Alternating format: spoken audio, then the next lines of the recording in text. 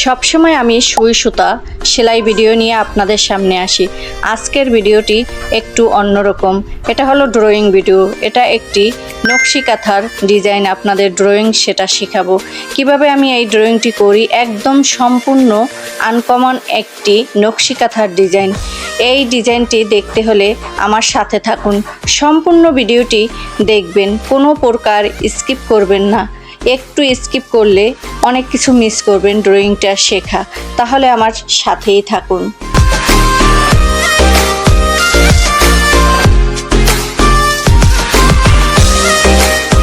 আসসালামু আলাইকুম everyone, welcome back to my channel KD embroidery.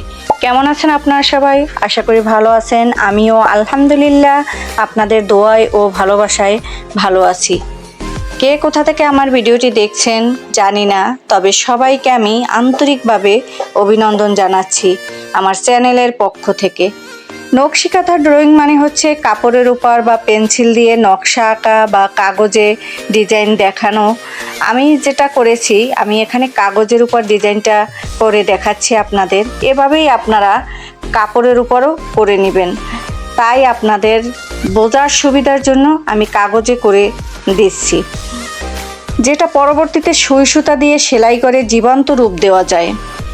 এটি হলো কাঁথার ডিজাইনের প্রথম ধাপ, যেটা এমব্রয়ডারির কাজে ব্যবহার করা হয়। এটা কাপড়ে যদি আপনি ড্রয়িং করেন, সেটা এমব্রয়ডারি করতে পারবেন।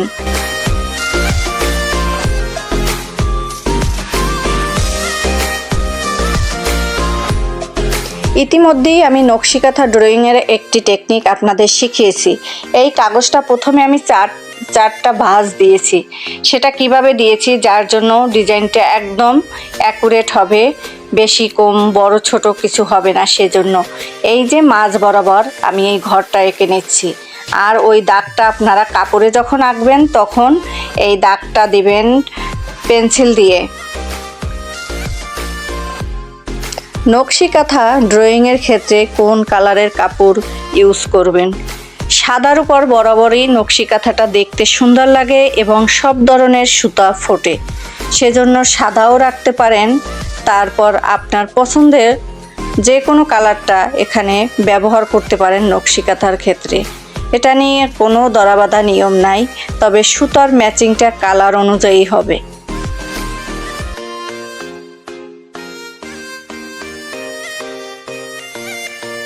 নকশি কাঁথা ড্রয়িং বলতে বোঝানো হয় কাঁথার উপর কর্মসূচি করার আগে যে নকশাগুলো আঁকা হয় সাধারণত তাকেই নকশি কাঁথা ড্রয়িং বলে। আমি কিন্তু এটা কাগজের উপর ড্রয়িং করেছি। আপনারা বলতে পারেন যে কাপড়ের কথা বলতেছেন আর কাগজে। আমি তো কাগজে এটা ড্রয়িং করে দিচ্ছি। এখন দেখেন ভিতরে আমি আরেকটি ফুল দেব, সেজন্য গোল যে আকৃতিটা, এটা দিতে সহজ একটা টেকনিক অবলম্বন করলাম।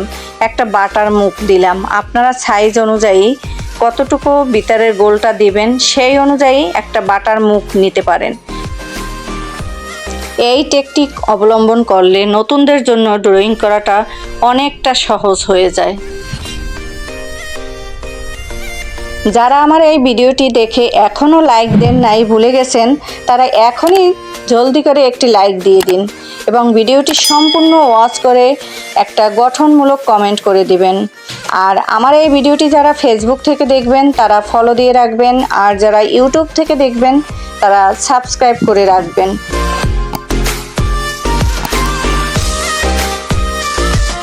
তোমরা কি কখনো ভেবেছো একটা নকশা শুধু নকশা নয়, এই লাইনগুলো কেবল দাগ নয়, এ যেন হৃদয়ের কল্পনার আঁকা গল্প। মাটির গ্রান মাখা একখণ্ড সাদা কাপড়ে আর মায়ের হাতে আঁকা একটা ফুল, সেই ফুলের প্রতিটি পাপড়িতে যেন আটকে আছে জীবনের গভীর যন্ত্রণা, নিঃশব্দ ভালোবাসা আর এক চিরন্তন অপেক্ষা।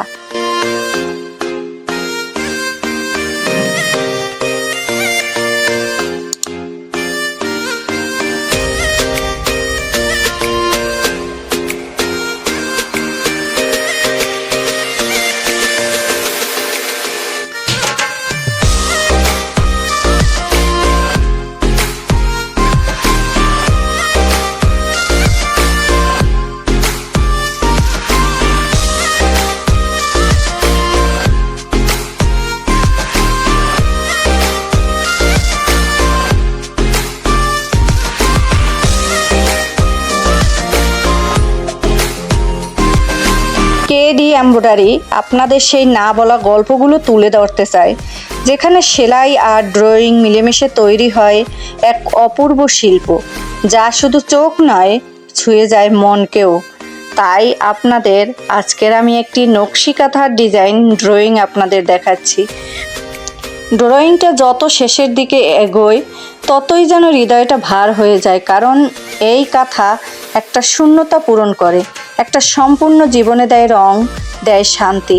এটাই আমার শিল্প, এটাই আমার ঐতিহ্য, এটাই কেডি এমব্রয়ডারির গল্প, যেখানে প্রতিটি সুতোয় গাঁথা থাকে এক নারীর আত্ম এবং গ্রাম বাংলার নিঃশব্দ কাব্য। এই ছিল আজকের নকশি কাঁথার ড্রয়িং। একটা নকশা শেষ হলো, কিন্তু শুরু হলো এক নতুন অনুভব দিয়ে। আপনারা সবাই ভালো থাকবেন, সুস্থ থাকবেন, নিজের প্রতি খেয়াল রাখবেন। ভয়েস দিতে গিয়ে যদি কোনো প্রকার ভুলভ্রান্তি হয়ে থাকে তাহলে ক্ষমা সুন্দর দৃষ্টিতে দেখবেন। আল্লাহ হাফেজ।